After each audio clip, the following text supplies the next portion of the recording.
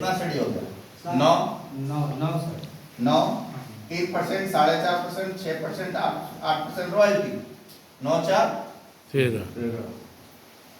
ये रॉयल्टी का 4 स्टडी।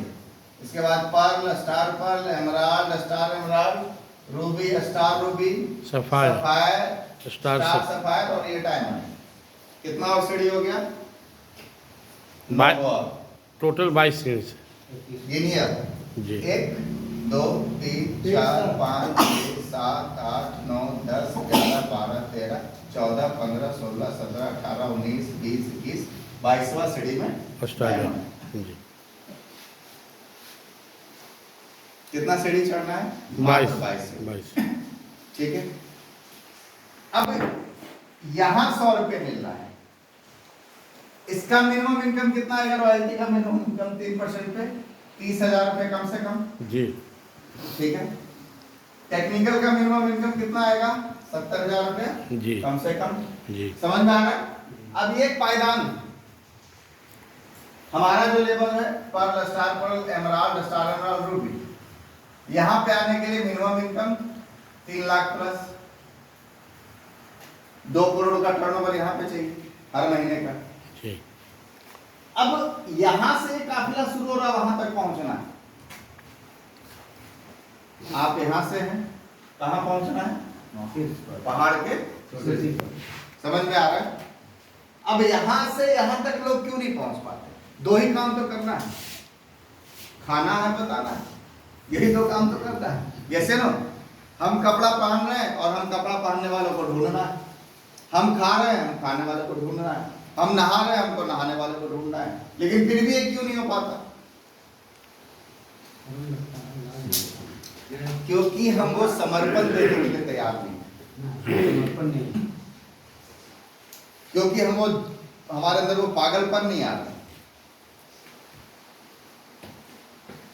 कृष्ण कृष्ण कहते कहते मीरा को कृष्ण मिल गई, ये ना जी। भक्ति में उतना दम होता है ना कि अगर जुनून के साथ किया जाए, पागलपन के साथ किसी भी चीज को किया जाए, तो मीरा को साक्षात कृष्ण दर्शन दिए, ऐसा बोला जाता है। यही होता है ना सर जी। ये कब हुआ? जब वो डेडिकेशन रहा, आई सर, समर्पण जब हुआ। सबसे पहला चीज आपको सीखना पड़ेगा। इस पहाड़ को भी चढ़ने के लिए सीखना पड़ेगा और इस पहाड़ पे भी चढ़ने के लिए सीखना पड़ेगा, क्योंकि बराबर पहाड़ नहीं है माउंट एवरेस्ट। तो माउंट एवरेस्ट पे चढ़ने के लिए एक चीज सीखना पड़ेगा, कितना डेली चलना है, कितना ब्रीथिंग पावर आपका बढ़ना चाहिए, कितना आपको आपके शरीर पे कितना वजन होना चाहिए, सब कुछ सीखना पड़ेगा। राइट? पहले तो ये पता होना चाहिए कि रास्ता यहाँ तक पहुंचाएगा कि नहीं पहुंचाएगा,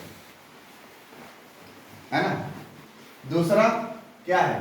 सीखने के साथ लगातार चलना पड़ेगा, लगातार चलना भी पड़ेगा, तब आप यहां से वहां पहुंचिएगा। तीसरा क्या करना पड़ेगा? लगातार आप चलेंगे, साथ में जो भी ये मांग रहा, मतलब समर्पित कर दीजिए अपने आप को, समर्पण चाहिए। ये चढ़ाई जो मांग रहा हो आपको देना पड़ेगा। एक आदमी नौकरी करता है तो नौकरी से 30वां दिन पैसा तब कमाता है जब वो 30 दिन तक समर्पित भाव से उस नौकरी को करता है। जैसे ना अब पंडित जी समर्पित भाव से पूजा करवाएंगे तभी इनको दक्षिणा मिलेगी। जैसे ना अच्छा डेली दक्षिणा कमाना है तो डेली पूजा डेली करना पड़ेगा। कहानी हर जगह वही है, हर जगह वही है, समर्पण तो देना पड़ेगा। समझ में आ रहा है? साथ में क्या है? आपके अंदर जोश का होना बहुत जरूरी है। अच्छा ये सब कुछ है लेकिन जोश ही नहीं है।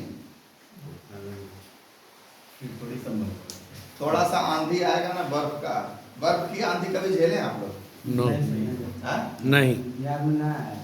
हल्का फुल्का केदारनाथ एक बार झेले थे, लेकिन तो अब तो हर जगह स्नो वर्ल्ड बन गया है। कहीं पे भी जाइए, स्नो वर्ल्ड में घुस जाइए, वहां बर्फ का आंधी चलता है, 5 मिनट तक टिक नहीं पाइएगा।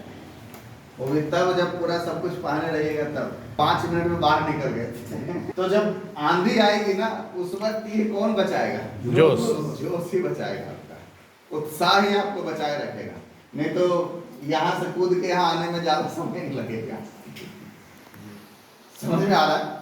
तो सीखना होगा, लगातार करना पड़ेगा, समर्पण, जोश, है ना। साथ में एक बहुत बड़ी चीज है अपलाइन का साथ, मतलब आपके मार्गदर्शक का होना बहुत जरूरी है। मेंटर, यहाँ अपलाइन हम लिख दिए क्योंकि अपने प्रोफेशन में तो अप्लाई नहीं है, मार्गदर्शन मतलब अप्लाई। ये नहीं होगा ना तो भी आप लगेगा कि अरे अब तो गए, अब तो नहीं होगा। लेकिन अपलाइन बोलेगा कि अरे आप सही दिशा में जा रहे हैं, थोड़ा और जोर लगाने की जरूरत है, थोड़ा रुक जाओ, अब अगले दिन चढ़ाई करेंगे या परसों चढ़ाई करेंगे, तरसों चढ़ाई करेंगे। तो अपलाइन का होना बहुत जरूरी है ना।